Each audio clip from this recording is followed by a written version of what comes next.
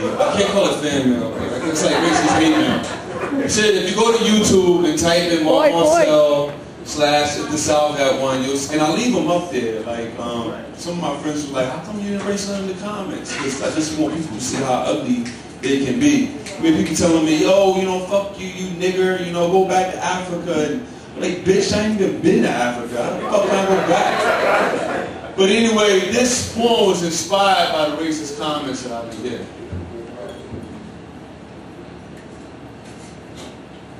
I can feel the heartbeat to my people's culture fading faster than the love people have for jazz musicians. Kinda blue. Like hearing a Miles Davis tune being molested by a Kenny G rendition.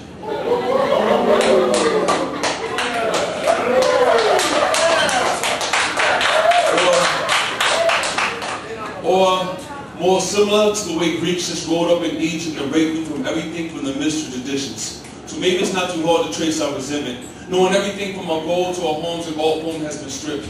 And maybe it's where my whole beef is, knowing old African proverbs like, it takes a village to raise a kid, and now being credited as the quotes that come off the lips of Hillary Clinton.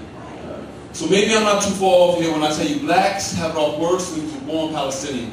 Because it's one thing not to have your own piece of land, but it's even deeper when you don't know what kind of ethnic name you should call yourself after 400 years. And I've never grasped this concept of being an African American.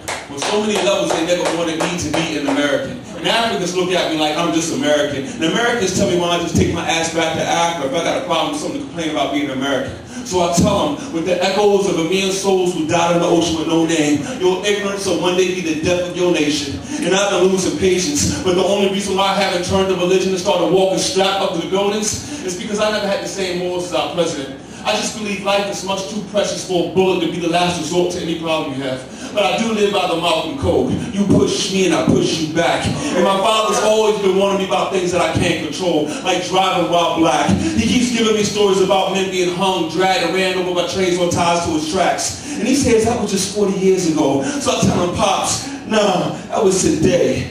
Because somewhere, some young black boy got up this morning, went to school just to read the words of the Constitution and realized for the very first time in his life that the whole world still calls him a nigger. And I've been called so many things by white men, but the strangest of them all is when they say I'm unthankful. Like I owe them something for leading out their amendments and Declaration of Independence. Maybe I'm just all beat here, like Thelonious and smoking them peas. Maybe I was born the wrong generation. Maybe I should have been decorated on one of them trees. Maybe I should have been a trumpet player, just so I can play the heartbeat to a people's culture. I tell them my heroes jumped off boats. The others were just too scared to follow me to the sea. The others got lost in translation. The others got lost in transportation. The others, they forgot the gods they used to pray to, the kings we used to rule, the structures we used to build, and the village of kids that now in turn hates us for leaving their futures in the hands of politicians. Because no child left behind just left more black childs behind. I tell them, with so many levels, slavery still exists, whether it's recorded contracts or welfare systems. We look at reparations and affirmative actions as a crutch for having black skin. And it used to be so vivid. You used to be able to hear it. Like Charlie Parker was playing you a tune through your melanin. And I'll never forget it. Like my eyelids was just engraved with hieroglyphics. So I sleep dreaming the pyramids and reminiscing of freedom before volcanoes once fell apart. And knowing I can never call myself an African American. But I'm more like a jazz musician that watches the whole world try to destroy his art. Thank